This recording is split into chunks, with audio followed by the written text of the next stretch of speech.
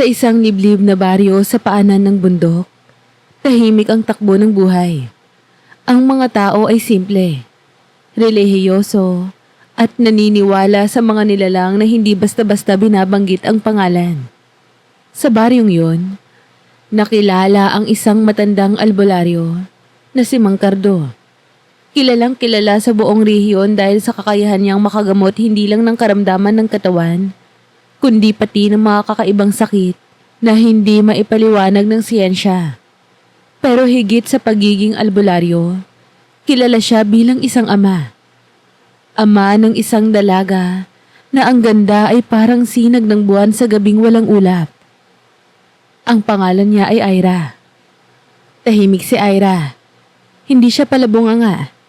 Hindi rin palakibo. May hinhin siyang kumilos at laging may respeto sa matatanda. Marunong siyang tumulong sa pagpapagaling ng ama. Siya ang nag-aayos ng mga dahon, gumagawa ng tapal, nagluluto ng mga halamang gamot, at tumutulong sa pagbasa ng orasyon. Ngunit sa kabila ng kabutihang ito, may isang bagay na hindi mawari ng mga taga-baryo. Bakit tila may lungkot sa mga mata ng dalaga? Marami ang humahanga kay Aira. Sa bawat pista ng barangay, palaging may binatang sumusubok lumapit. May anak ng kapitan. May tricycle driver na may ipon. May anak ng may-ari ng palengke. Ngunit kakaiba ang nangyayari. Lahat sila ay biglang umaatras. Para bang may aninong pumipigil sa kanila tuwing sinusubukan nilang manligaw. Isang beses pa nga, may manliligaw na binatilyo na biglang nilagnat ng wala sa oras pagkatapos siyang sundan pa uwi. Mula noon, parang may usap-usapang hindi dapat nilalapitan si Aira. Huwag ka nalang dadaan sa harap ng bahay ni Mang Cardo. Baka mapagtripan ka nang hindi mo nakikita. Bulong ng ilan. Ngunit para kay Aira, ang lahat ng ito ay tinanggap na lamang niya na bahagi ng kanyang katahimikan. Sanay na siyang mag-isa. Sanay na siyang walang kausap kundi ang hangin, ang mga halaman sa paligid, at ang munting alingaw-ngaw ng mga ibon na sumasabay sa kanyang mga hakbang. Ang tanging kaligayahan niya ay kapag siya ay nasa likod bahay nila, kung saan naroroon ang hangganan ng kakahuyan. Doon siya madalas tumambay, bit-bit ang maliit na banig, nagbabasa ng lumang libro ng mga orasyon, o pinagmamasdan lamang ang mga gumagalaw na dahon sa ihip ng hangin. Isang araw, habang nililinis niya ang mga tuyong dahon sa paligid ng hardin, nilapitan siya ng kanyang ama na si Mang Cardo. May dala itong palapa ng niyog at isang mangkok ng langis na may dahon ng lagundi. Tahimik silang umupo sa lilim ng mangga. At sa gitna ng katahimikan, biglang nagsalita ang matanda. Aira anak, kung darating ang panahon na marinig mo ang awit ng kagubatan, huwag kang lalapit. Napatingin si Aira sa kanyang ama. Hindi ito ang unang beses na sinabi sa kanya yon. Ngunit ngayon, tila may lalim at bigat ang boses ng matanda. Bakit po, tay? Mahina niyang tanong. Tumitig si Mang Cardo sa kanya. Tila sinusukat ang kanyang kalooban. Dahil ang mga nilalang sa gubat, kapag pinili kang tawagin, hindi ka na nila bibitawan. Hindi mo man maramdaman agad, pero pag nilingon mo, tapos ka na. Napalunok si Aira. Hindi niya alam kung anong ibig sabihin ng kanyang ama. Ngunit sa gabing yun, habang nakahiga siya sa banig sa loob ng kanilang bahay na pawid, bigla siyang napabangon nang makarinig ng tila tinig. Mahina, halos parang hangin lang. Isang melodiya. Walang salita pero puno ng lungkot at pananabik. Tumayo siya, lumapit sa bintana. Sa kalayuan sa bandang kagubatan, may liwanag. Mula sa kaligitnaan ng dilim, sumasayaw ang anino ng buwan sa mga dahon. At tila may lalaking nakatayo roon. Malayo, pero ramdam niya na siya ang tinitingnan nito. Kinusot ni Aira ang kanyang mata. Paglingon niya muli, wala na ito. Pero sa kaibuturan ng kanyang puso, parang may pintuang nabuksan. At doon nagsimula ang hindi na niya kayang ipaliwanag. Ang kanyang mata, puso, at katawan, lahat ay tila humihila sa kanya palapit sa kagubatan. At hindi niya alam, ito na pala ang simula ng isang kwento na hindi niya makakalimutan. Hindi lang sa puso niya, kundi ng kanilang buong angkan. Simula nang marinig ni Ira ang kakaibang awit na yun mula sa kagubatan, parang hindi na siya mapakali. Hindi man niya inaamin sa sarili, pero tuwing gabi, lalo na kapag bilog ang buwan, tila may humihila sa kanyang damdamin papalapit sa madilim at masukal na kakahuyan. Hindi ito takot. Sa totoo lang, para pang ang nakakagaan ng pakiramdam.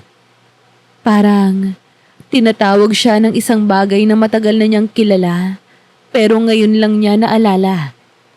Sa umaga, normal ang lahat. Gigising siya ng maaga, tutulong sa ama, maghahanda ng mga halamang gamot, at maglilinis sa paligid. Pero tuwing hapon, habang unti-unting lumulubog ang araw, may nararamdaman siyang kakaibang lamig sa batok. Minsan nga, nahuli siya ng kanyang ama na nakatitig lang sa gubat, na para bang may inaabangan. "Anak, huwag mong titigan ng matagal ang kagubatan. Baka tawagin ka." Seryosong babala ni Mang Cardo habang nakalublob ang mga kamay sa palanggana ng pinakuloang dahon. "Hindi naman po," sagot ni Ira. Bagamat ramdam niyang hindi niya na kayang tanggihan ang tawag nito sa susunod. At dumating nga ang susunod. Gabing-gabi na nun. Maliwanag ang buwan. Buo, bilog, at parang masyadong malapit sa lupa. Nasa labas siya. Nag-iigib ng tubig. Pero bago pa man siya makapasok, narinig na naman niya yung awit. Pero ngayon mas malinaw.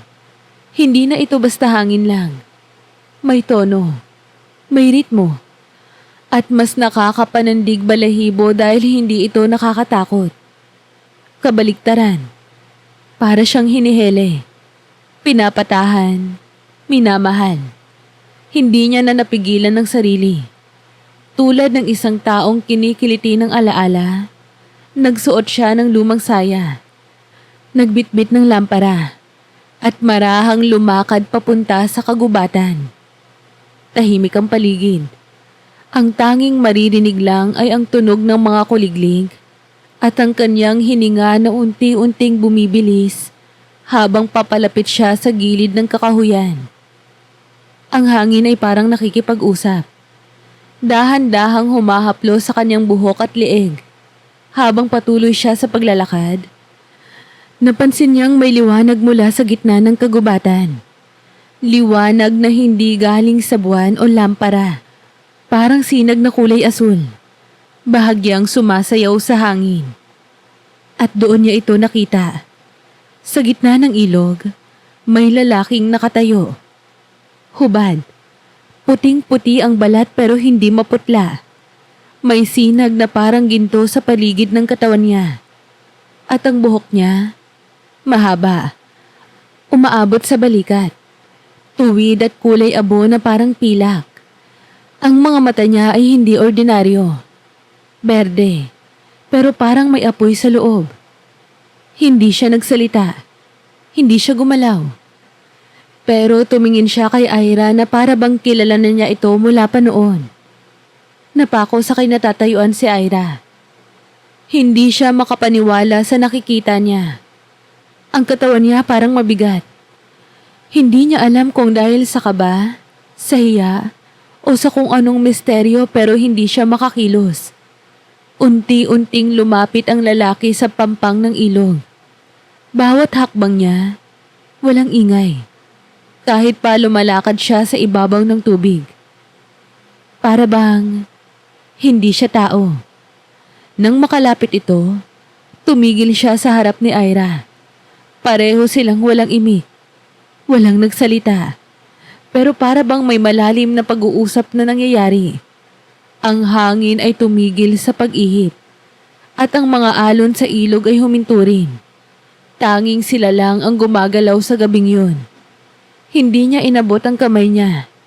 Hindi siya nagyabang o nagpakilala. Ang ginawa lang ng lalaki ay ngumiti. Isang ngiti na puno ng hinanakit, pananabik at pananampalataya. Isang ngiti iyon ng hindi isang estranghero. Parang matagal ka nang hinihintay. At bago pa man niya maibalik ang ngiti, biglang tumalikod ang lalaki. Lumakad muli papasok sa kagubatan. At bago ito tuluyang nawala sa dilim, muling tumingin pabalik. Tila sinasabi sa kanya ang mga katagang, "Babalik ka. Alam ko." Umakyat ang kilabot sa batok ni Ira. Hindi siya natakot. Hindi rin siya nabigla. Sa halip, parang may parte sa kanyang kaluluwa na matagal ng tulog. At sa gabing yun, unti-unti nang nagigising. Kinabukasan, tahimik lang si Ira. Parang normal ang lahat. Pero habang pinipisa niya ang dahon ng sambong at nilalagyan ng langis, napangiti siya ng bahagya. Hindi yun ngiti ng babaeng kinikilig, kundi ng babae na alam na tinatanggap ang pagbabago sa sarili. At sa gabi ring iyon, habang ang buwan ay unti-unting sumasayaw sa langit, muli siyang bumalik sa kagubatan. Dahil ang awit na yon, ngayon ay hindi na lang basta himig. Ito na ang tinig ng pagnanasa, ng koneksyon, ng isang bagay na hindi niya kayang ipaliwanag, pero buo ang paniniwalang ang lahat ay may katotohanan. Hindi lang paminsan bumabalik si Ira sa kagubatan. Noong una may takot pa rin sa kanyang dibdib. Takot na baka mahuli ng ama. O baka kung sino mang nilalang ang sumalubong sa kanya ay biglang magbago at saktan siya. Pero sa tuwing pumapasok siya sa ilalim ng mga puno, sa tuwing nararamdaman niya ang malamig na hangin at naaamoy ang halimuyak ng basang lupa at ligaw na bulaklak, lahat ng takot niya ay napapalitan ng kapayapaan. Parang doon siya nabubuhay. At laging naroon ang lalaki. Hindi niya alam ang pangalan nito. Hindi rin siya tinanong kung sino siya. Pero tuwing nagkikita sila, sapat na ang tinginan. Sapat na ang katahimikan. Tulad ng isang sinaunang panata, may koneksyon sila na hindi kailangang ipaliwanag. Minsan, magkasabay silang naliligo sa ilog. Tahimik lang. Pinagmamasdan lang ng lalaki ang langit habang si Ira naman ay nakalublob sa tubig.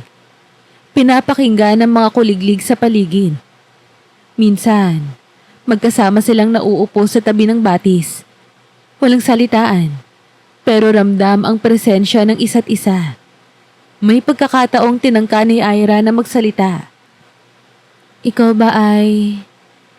Ngunit bago pa man niya matapos ang tanong, marahan siyang tinapik ng lalaki sa labi gamit ang isang daliri. Malamig ngunit hindi nakakakilabot. Tumango lang ito at tila sinabing, "Hindi mo kailangang malaman ang lahat." Sa bawat pagkikita nila, mas lalong nahuhulog ang loob ni Ira. Hindi niya ito inamin sa sarili agad. Pero tuwing hindi siya nakakapunta, parang kulang ang araw niya. Parang may humihigop sa kanya pabalik. Hindi siya inuutusan. Hindi siya kinakaladkad. Pero kusang loob siyang bumabalik. Palagi. Hanggang sa dumating ang gabi ng ikatlong bilog na buwan mula nung una silang magkita. Wala man siyang planong mangyari yon. Pero nung gabing yon, may kakaibang init sa hangin. Hindi masikip, hindi rin masangsang. Basta mainit. Parang may hinog na prutas na dapat nang pitasin. Nasa ilog siya nun. Naguhugas ng kanyang buhok habang ang lalaki ay tahimik na nakaupo sa malaking bato sa gilid. Tahimik. Pero kakaiba ang katahimikan na yon. Parang sadyang may hinihintay. Dahan-dahang lumapit ang lalaki sa kanya at sa unang pagkakataon, nagsalita ito. Sasaktan mo ba ako? Tanong ni Ira na halos pabulong. Umiling ang lalaki ng malumanay. Walang pag-aalinlangan. At doon niya marahang hinawakan ang pisngi ni Ira. Mainit. Hindi dahil sa init ng katawan, kundi parang damdamin na matagal nang nakakulong. Sa dahan-dahang paraan, niyakap siya ng engkanto. Mahigpit pero may lambing. Hindi bastos. Hindi mapusok. Pero naroon ang tensyon. Naroon ang pagnanasa. Doon sila unang naghalikan. Hindi yun halik ng panandiliang tukso. Hindi rin yun halik ng kilig. Iyon ay halik ng dalawang nilalang na matagal nang pinagkaitan ng kalayaan. Halik ng mga kaluluwang sabik sa ugnayan. Sa gabing yun, sa gitna ng kagubatan, sa ilalim ng ilaw ng buwan, at sa pag-akbay ng hangin, naganap ang isang pag-iisang katawan na walang salita, walang pangakong binitawan, pero punong-puno ng katotohanan higit pa sa anumang salita. Bumagsak silang magkayakap sa malambot na damuhan, habang ang mga bituin ay tila nanonood mula sa kalangitan. Bawat haplos, bawat ungol, bawat hininga, parang sining na isinayaw sa katahimikan ng kagubatan. Hindi niya alam kung gaano katagal yun tumagal. Pero nang magising siya, yakap pa rin siya ng lalaki.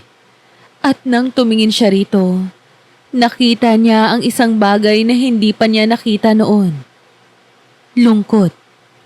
Parang may paalam sa mata ng lalaki. Parang may tinatanggap itong hindi pwedeng pigilan.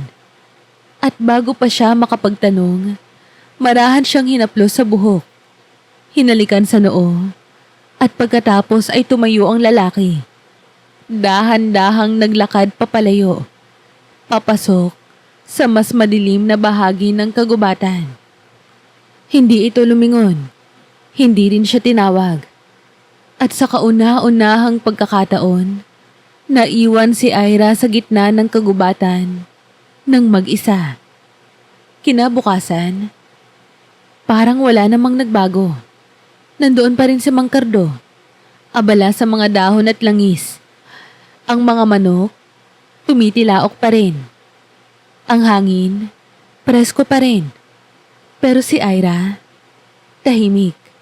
Hindi dahil sa lungkot, kundi dahil sa tanong na unti-unti nang sumisiksik sa isip niya. Babalik pa kaya siya? At higit sa lahat, bakit parang may nagbabago sa katawan ko? Simula ng gabing yun sa kagubatan, tila nagbago ang takbo ng bawat araw ni Ira. Oo, nanatili siyang tahimik at maayos sa mga gawaing bahay. Pero hindi na siya katulad ng dati. Para siyang laging may laman ng isip. Madalas siyang mapapatitig sa kawalan habang hawak ang mga dahon ng bayabas o habang nagagayat ng luya. May mga sandali ring bigla siyang napapangiti nang hindi niya namamalayan. Hindi na rin siya bumalik agad sa gubat. Hindi dahil ayaw niya, kundi dahil wala na roon ang tinig. Wala na ang awit. Wala na ang liwanag na umaakit sa kanya sa gabi. Hindi rin siya tinawag ng hangin. Tahimik ang paligid. Parang tuluyang nagpaalam ang nilalang na minsang pumuno sa kanyang gabi. Pero kahit ganoon, ramdam pa rin ni Ira ang presensya nito. Sa init ng balat niya, sa tibok ng puso niya, tuwing tumatahimik ang paligid. At sa alaala ng isang gabing hindi kailanman mabubura. Hindi madali sa kanya ang katahimikang iniwan ng engkanto. May lungkot, oo, pero may kapalit. Isang kakaibang pagbabago sa sarili niyang katawan. Parang mas lumalalim ang kanyang pakiramdam sa kalikasan. Mas naaamoy niya ang simoy ng hangin. Mas naririnig niya ang yabag ng mga hayop. Minsan nga, Kahit hindi niya nakikita ang isang bagay, nararamdaman niya kung nasaan ito. At higit sa lahat, parang mas naging matalas ang kanyang damdamin. Hindi lang sa paligid, kundi pati sa sarili. Sa isang gabi ng bagong buwan, habang nakahiga siya sa banig sa loob ng kanilang bahay, napanaginipan niya ang gubat. Pero hindi ito madilim. Sa halip, punong-puno ito ng liwanag. Nakalutang siya sa ere. At sa gitna ng mga ugat ng mga puno, naroon ang lalaki. Hubad pa rin. Mapayapa ang mukha. Sa panaginip, niyakap siya nito at bumulong. Dinala kita sa punong bantay. Hindi lahat ng tao ay nakakapasok doon. Hindi lahat ng engkanto ay pinapayagang magdala ng mortal. Pagkagising niya, pawis na pawis siya kahit malamig ang hangin. Pero sa puso niya, alam niyang hindi iyon basta panaginip. Ramdam ng katawan niya ang presensya ng engkanto. Ramdam niya pa rin ang mga kamay nito na humaplos sa balat niya. Ang init nitong dumampi sa kanyang dibdib, ang lalim ng halik na tumunaw sa mga labi niya. At bigla niyang naalala. Doon sa gabing iyon, hindi lang laman ang nagtagpo. Para bang may dumaloy sa kaluluwa niya. Isang sining, isang musika, isang enerhiya. Hindi lang yun basta pagtatalik ng katawan. Iyon ay parang pagsasanib ng dalawang mundo. Lumipas ang mga araw at habang sinusubukang iwasan ni Ira ang pagbabalik sa gubat, unti-unti namang pinupuno ng mga tanong ang isip ng kanyang ama. Anak, tanong ni Mang Cardo isang umaga habang sabay silang naglalaga ng halamang gamot. May nangyayari ba sa'yo na hindi mo sinasabi? Napatingin si Ira. Sandali siyang nag-isip ng isasagot. Wala naman po, Itay. Nananaginip lang po ako ng madalas. Hindi na kumibo ang matanda, pero halata sa mga mata nito na hindi siya kumbinsido. At sa bawat araw na lumilipas, lalo niyang nararamdaman ang paghihigpit ng presensya ng kanyang ama. Mas maaga siyang ginigising. Mas maraming gawain ang ibinibigay. At madalas, binabantayan siya kahit wala naman itong sinasabi. Ngunit kahit anong pagbabantay ni Mang Cardo, hindi nito kayang kontrolin ang isang bagay na nagsisimula ng mabuo. Isang panibagong sigaw ng katawan. Isang sikretong dahan-dahang nagiging malinaw. Dahil minsan, habang naliligo si Ira sa poso, napansin niyang mas lumalaki ang kanyang dibdib. Hindi sobra, pero ramdam niya ang pagkakaiba.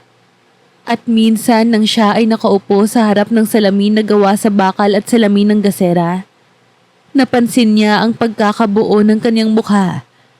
Parang mas kumikinang, mas lumalambot, mas malusog. At sa ikalimang gabi ng kanyang panaginip, habang siya ay natutulog sa kubo ng kanyang yumaong lola, isang liwanag na naman ang bumalot sa kanyang panaginip. Hindi gaya ng dati. Ngayon, may awit na ulit.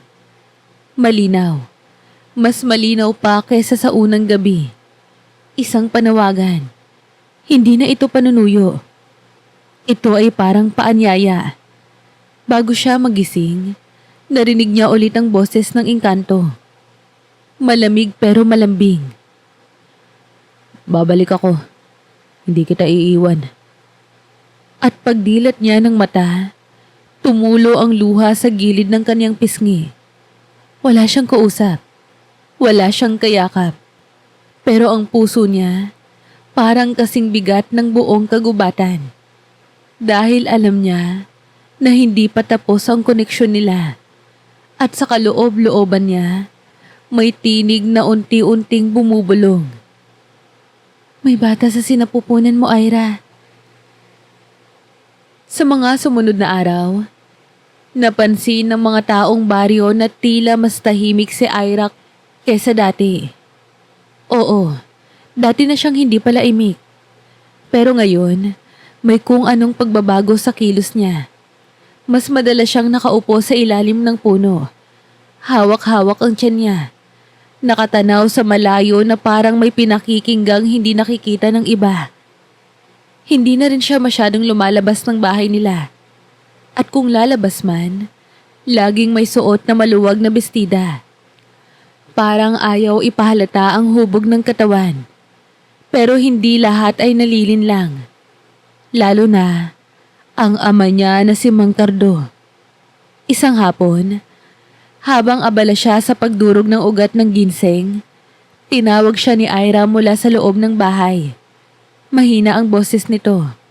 At nang lapitan niya, nakita niyang namumutla ito at tila may dinaramdam. Ira, mahinang tanong ni Mang Cardo. Ano ba talaga ang nangyayari sa'yo? Wala po, tay. Pagod lang po siguro. Mainit po kasi kanina habang naglalakad ako sa palayan. Pero hindi yun tinanggap ng matanda. Matagal na siyang albularyo. Kahit hindi siya doktor, gamay niya ang kilos ng katawan ng tao.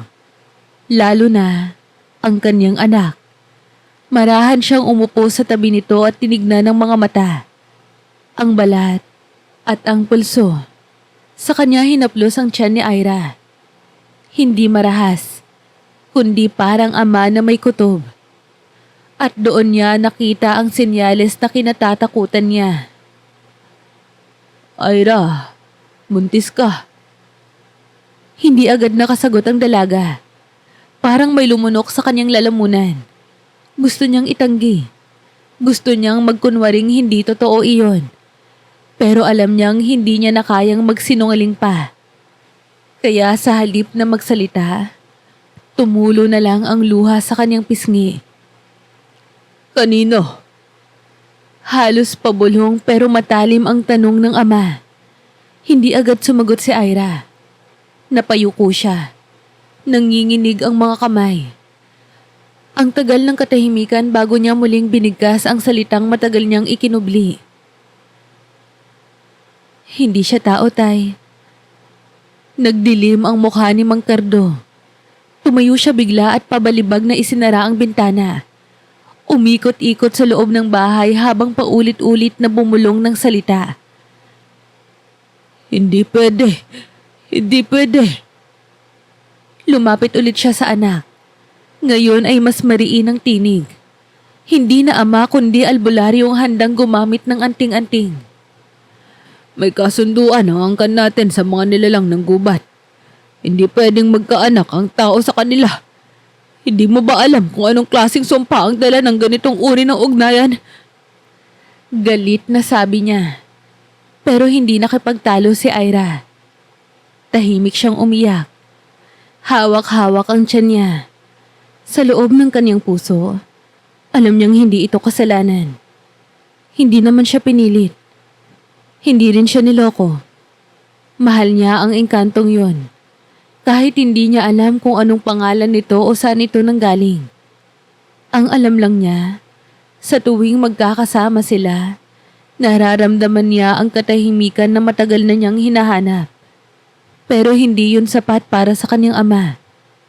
Nang gabing yun, habang natutulog si Ira, inihanda ni Mang Cardo ang kanyang mga gamit. Bote ng langis, talismang kahoy, pulseras na gawa sa tinik ng kalabaw, at isang orasyon na matagal na niyang hindi ginagamit. Sa kanyang isipan, kailangan niyang linisin ang anak niya. Hindi dahil galit siya, kundi dahil sa paniniwala niya na nilason ito ng mundo ng mga engkanto. Kinaumagahan, pinainom niya si Ira ng pinaghalong sabaw ng dahon ng apog, luya, at itim na paminta. Hindi ito lason pero isang orasyon daw na nagtataboy ng espiritong banyaga. Makalipas ang ilang minuto, nagsimulang sumakit ang tiyan ni Ira. Nanghina siya, nagsuka, at hindi na halos makabangon. Dali-daling pinuntahan ni Mang Cardo at pinaypayan. Pero sa halip na bumuti ang lagay ng anak niya, mas lalo pa itong nilagnat. Mainit ang balat, nangangatog, at habang nakapikit, naririnig ni Ira ang tila pamilyar na tinig. Huwag kang matakot, hindi kita iiwan. Bigla siyang bumangon. Nanlalabo ang mga mata at mahina pero mariing bumulong. Tama na, Tay. Huwag niyo akong alisin sa kanya. Doon biglang napaatras si Mang Cardo. Nanginig ang kamay niya. At sa unang pagkakataon, hindi niya alam kung anong gagawin. Parang hindi na siya albularyo. Parang isa na lang siyang matandang tao na nawawala sa paniniwala. Kinagabihan, habang nagpapagaling si Ira, umupo siya sa gilid ng kanyang kama at marahang hinaplos ang tiyan. Wala siyang galit sa ama niya. Nauunawaan niya ang takot nito. Pero ngayon, isa lang ang sigurado niya. Hindi siya magpapalayo sa batang nasa sinapupunan niya. Hindi ito sumpa. Isa itong regalo. At kahit pa sabihin ng buong mundo na mali ang pagmamahalan nila ng isang nilalang na hindi niya lubusang kilala, alam niyang totoo ang nararamdaman nila sa isa't isa. At sa dulo ng gabing yun, habang binabantayan ng buwan ng buong baryo, isang aninong hindi mo agad mapapansin ang tumayo sa likod ng bahay. Hindi ito gumawa ng ingay. Hindi rin ito nagpakita. Pero naroon siya. Nanonood. Nagbabalik. Hindi madali ang sumunod na mga linggo kay Ira. Ang katawan niya, paunti-unting nagbabago. Mabilis siyang mapagod. Sumasakit ang balakang niya tuwing umaga at madalas ay nasusuka kahit wala pang kinakain. Pero sa kabila ng lahat ng iyon, hindi siya nagpatingin sa health center. Hindi siya lumapit sa komadrona. At lalong hindi siya nagtanong sa mga kapitbahay. Bakit? Kasi alam niyang hindi ito basta-basta anak. At sa puso niya, alam din niyang hindi nila ito maiintindihan. Ang ama niya na si Mang Cardo ay halos hindi na rin siya kinakausap. Magkasama pa rin sila sa bahay pero ramdam ni Ira ang bigat ng katahimikan. Laging maiksi ang sagot nito. Hindi na rin siya sinasamahan sa mga ritual.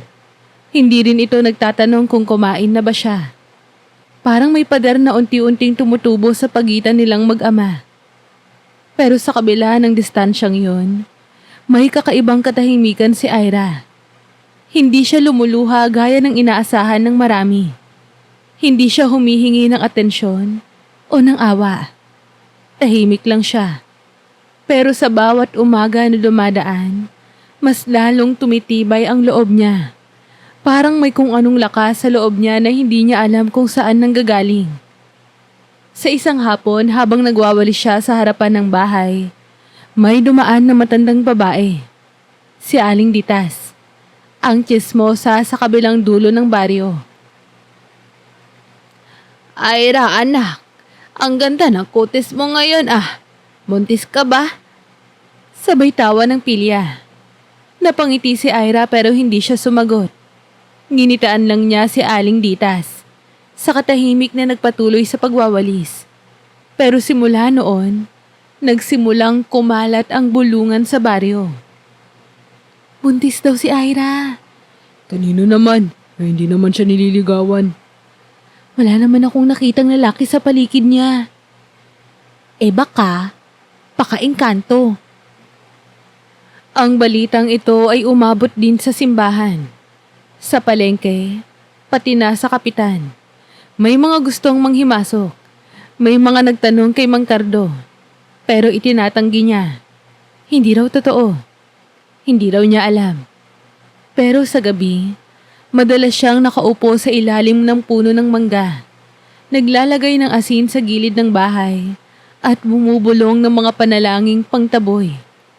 Samantalang si Ira, tahimik lang na nag-aabang. Hanggang sa dumating ang gabi na yon. Gabi ng ikalawang buwan ng kanyang pagdadalang tao. Maulan, malamig, umiihip ang hangin na parang may kasamang bulong.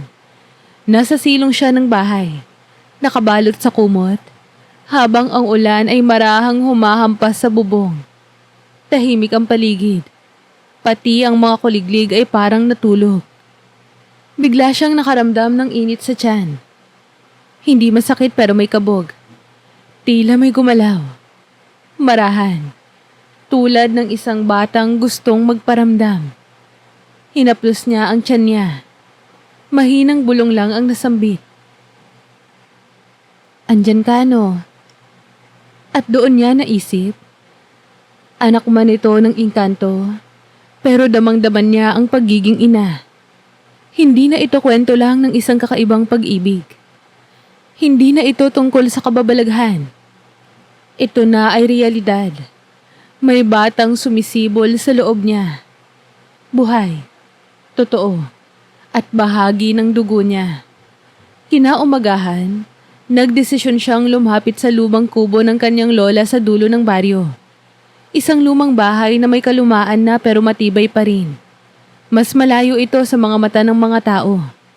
Mas tahimik. At mas malapit sa kagubatan. Hindi siya pinigilan ni Mang Cardo. Wala ring salita. Nang umalis siya, hindi siya tinanong kung kailan siya babalik. Dala lang niya ay ilang piraso ng damit at ilang bote ng langis at halamang gamot. At isang hindi makikitang tapang na hindi niya alam kung saan nag-ugat. Sa mga sumunod na araw, tinanggap niya ang pagbabagong dala ng kanyang pagbubuntis. Naglalakad pa rin siya tuwing umaga. Pinag-aaralan niya kung aling dahon ng pampalakas. Tinututukan niya ang pagkain, ang pahinga, ang bawat galaw niya. Sa bawat gabi, kinakausap niya ang bata sa tiyan niya. Para bang kinukwentuhan niya ito kung gaano ito kamahal, kahit hindi niya pa ito nakikita. Pero sa loob-loob niya, may isang tanong pa rin na paulit-ulit. Babalik pa kaya siya? At isang gabi, habang nakahiga siya sa banig, nakadilat ang mata, narinig niya ulit ang tinig. Hindi awit, hindi panaginip, hindi rin hangin. Isang bulong mula sa labas. Ira. Napatayo siya. Lumabas ng bahay. Madilim ang paligid pero malamig ang simoy. Wala siyang nakitang anino. Wala ring liwanag sa baligid. Pero alam niyang hindi siya nag-iisa. Ira. Sa likod ng punong mangga, sa pagitan ng dalawang matandang puno ng akasya, biglang lumitaw ang anyo ng isang lalaki. Matangkad, maputi, may mahabang buhok na basa ng ambon.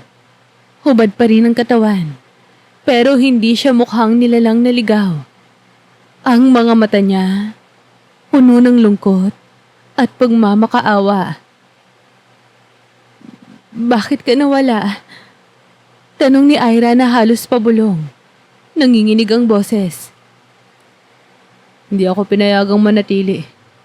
Pinili ko ang bawal. Pero babawi ako. At hindi kita iiwan. At bago pa man siya makalapit, bigla siyang nawala sa paningin. Para bang sinabihan lang siya na hindi pa ngayon, pero malapit na. Naiwan si Ira sa dilim ng gabi. Hindi natakot. Hindi nagtanong. Basta ngumiti siya. Saka hinawakan ng tiyan. Kaya pala mas tahimik ka nitong gabi, ha? Narinig mo siya, no? At doon niya napagtanto, hindi na siya nag-iisa. Hindi lang siya ina. Isa na rin siyang bahagi ng isang bagay na mas malaki pa sa baryo at mas malalim pa sa alamat. Magkagabi man o magkaaraw, nananatiling tahimik ang paligid ng kubo ni Ira. Wala siyang bisita. Wala ring dumadalaw. Ni ang sariling ama niya ay hindi siya sinundan mula nang lumipat siya roon. Marahil dahil wala na rin siyang hiningi. Hindi siya nagpaalam pero hindi rin siya humingi ng tulong. Sa loob ng maliit na espasyo sa dulo ng baryo, pinili niyang maging buo. Ang buhay ay naging paulit-ulit pero payapa. Gigising siya tuwing madaling araw.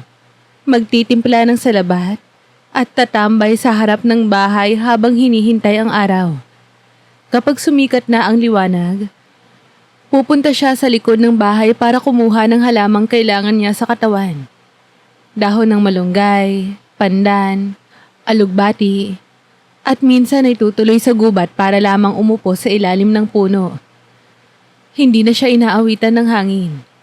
Wala nang liwanag na nagpapakita. Wala na ring anyo ng engkanto. Ngunit kahit ganoon, hindi niya naramdaman na iniwan siya. Hanggang sa isang gabi, walang buwan nun. Madilim. Ang katahimikan ay parang mas mabigat kaysa karaniwan. Umuulan ng mahina.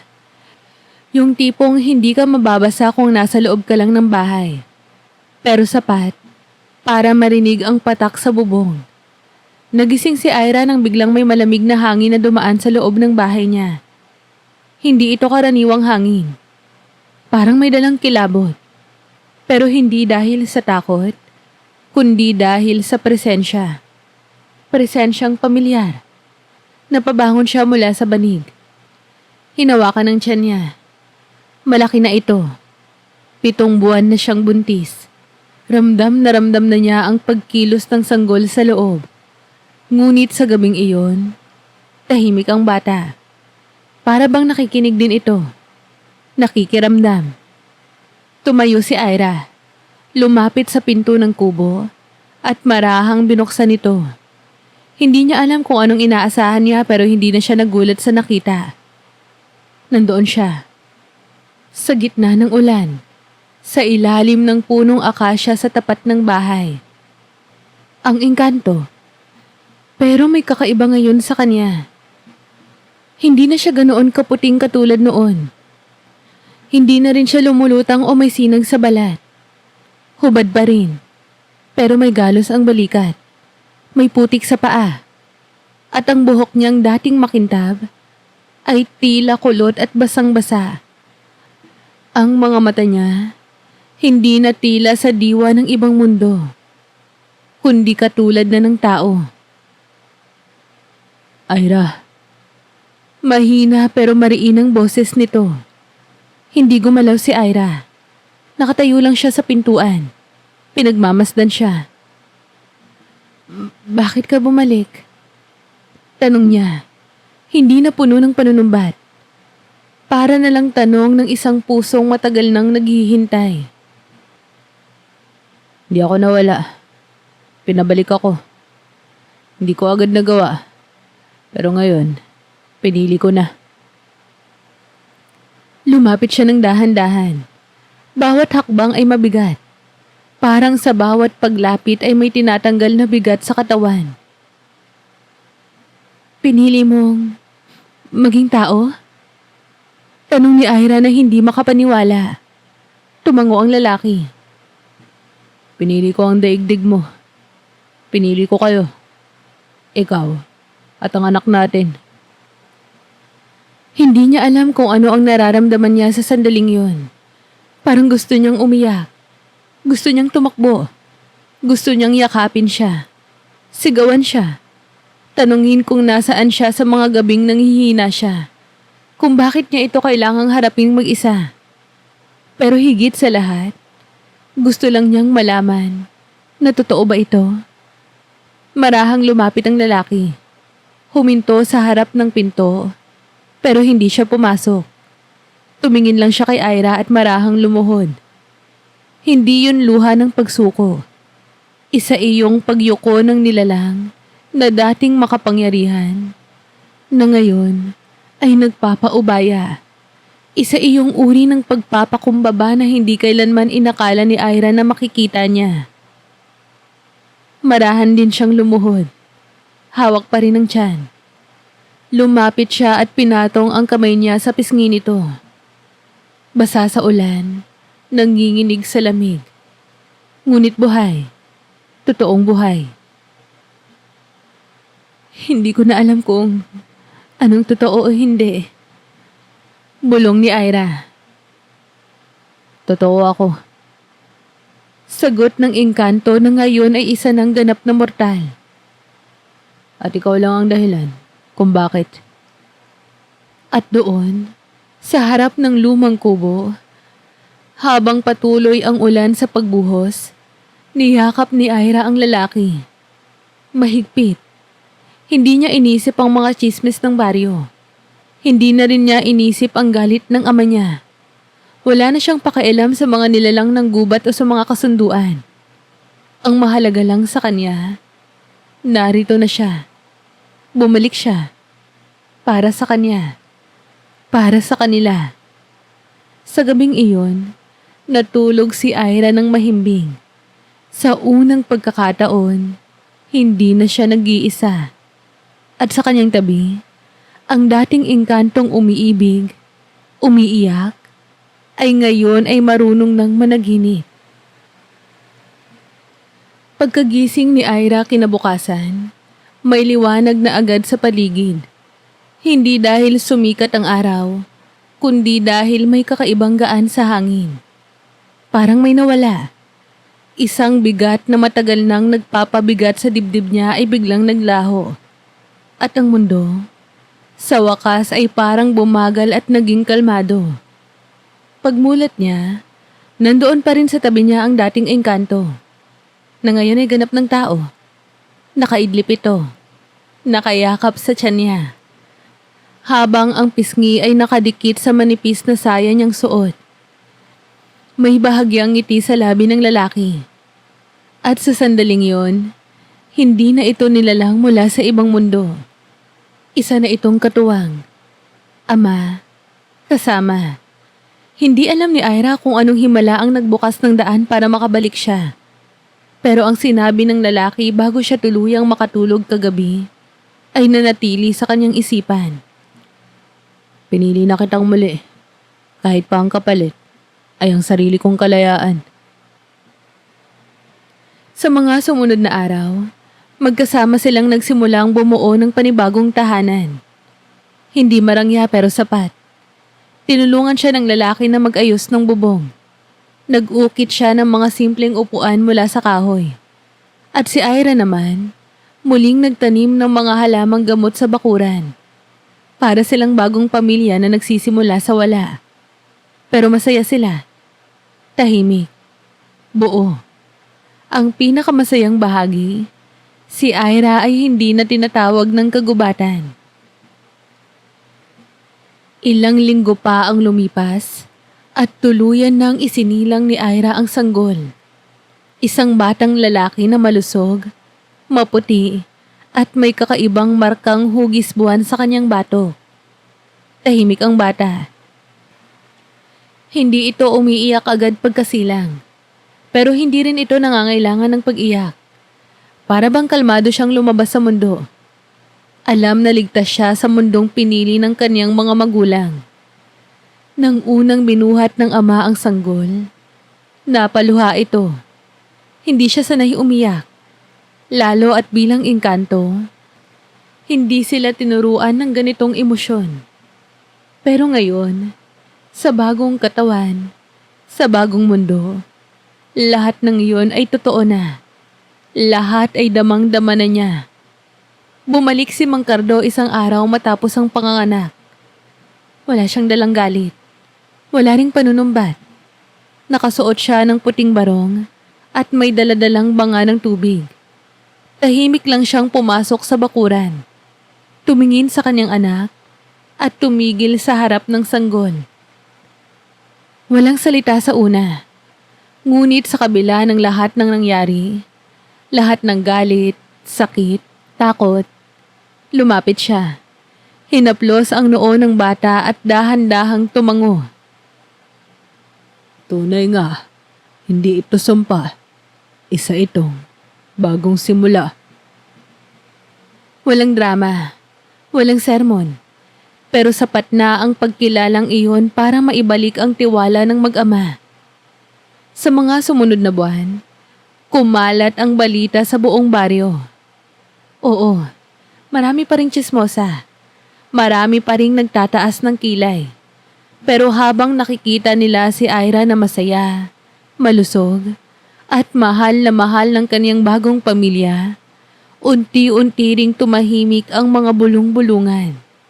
Ang dating nilalayuan ng lahat, ngayon ay tila binabantayan ng buong barangay.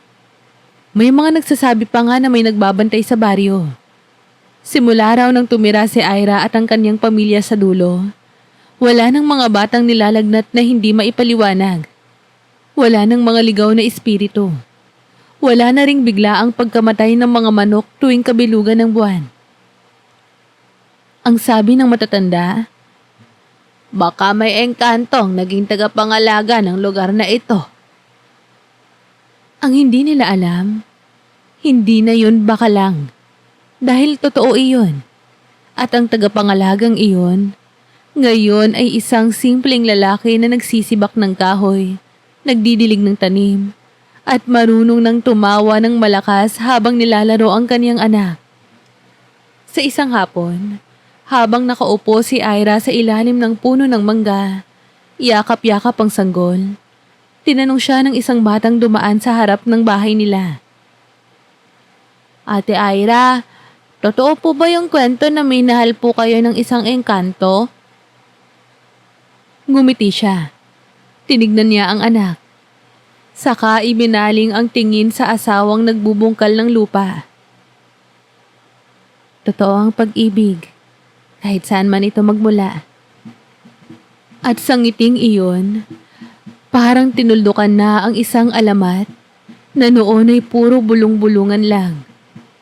Ang sumparaw, nabali. Ang kasalanan, naging biyaya. At ang engkanto, hindi na misteryo. Lumipas ang maraming taon.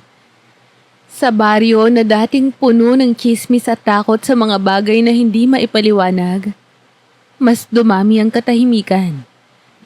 Ang mga gubat na noon ay kinatatakutan, naging bahagi na ng pang-araw-araw na buhay. Ang kubo sa dulo ng baryo, naging isa ng matibay na tahanan. At ang batang isinilang sa gitna ng kakaibang pagmamahalan, lumaking matalino, mabait, at tila may kakaibang pakiramdam sa kalikasan. Parang nararamdaman niya ang paligid bago pa man ito magsalita. Pero gaya ng lahat ng kwento, kahit anong gandang simula, dumarating din ang huling kabanata. Naunang na maalam si Mang Cardo. Tahimik ang kanyang pagpanaw. Umuulan ng mahina noon at sa huling gabi niya, hinawakan niya ang kamay ni Ira habang nakahiga sa banig. Hindi mo alam kung gaano mo ako binago. Aniya, bago pumikit.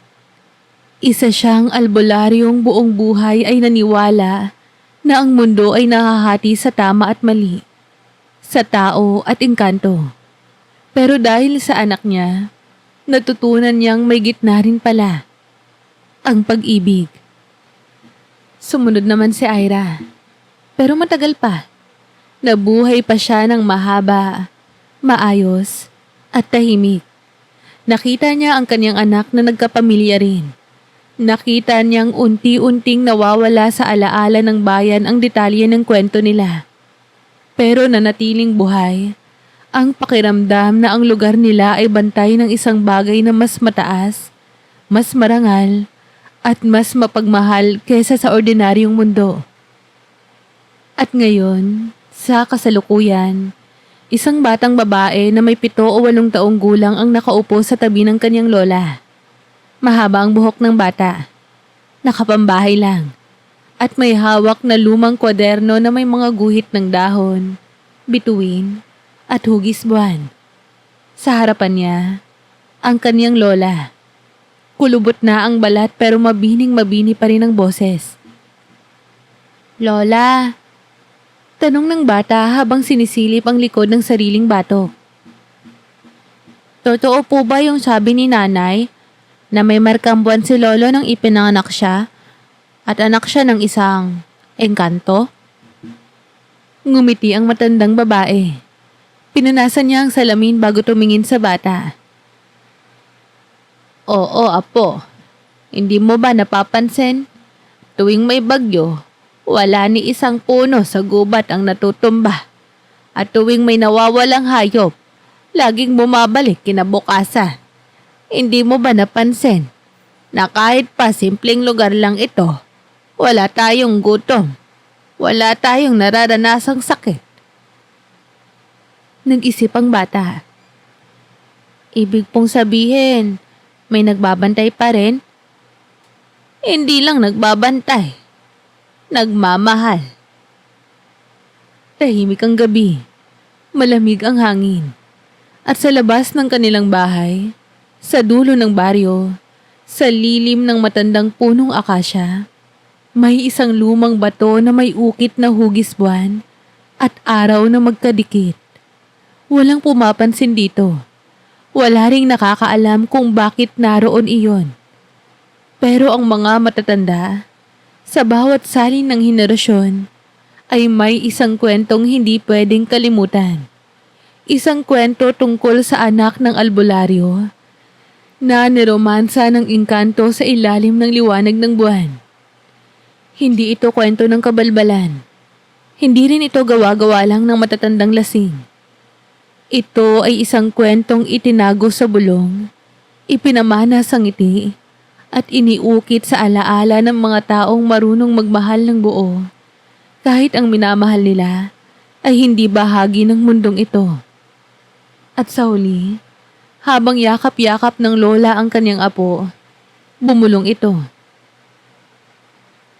Kapag ikaw ay inibig ng isang nilalang mula sa ibang mundo, huwag kang matatakot.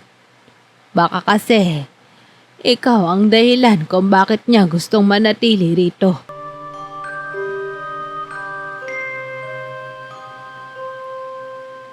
Kamusta po kayo? Muli, maraming salamat po sa pagsubaybay. Huwag niyo po sanang kalilimutang mag-like, share, comment, at subscribe. Happy 10K subscribers po sa atin. Maraming salamat po sa mga subscribers ko. At welcome po sa mga bago kong subscribers. Huwag po sana kayong magsasawang makinig ng mga stories ko. Mahal na mahal ko po kayo. Palagi po kayong mag-iingat. Hanggang sa muli!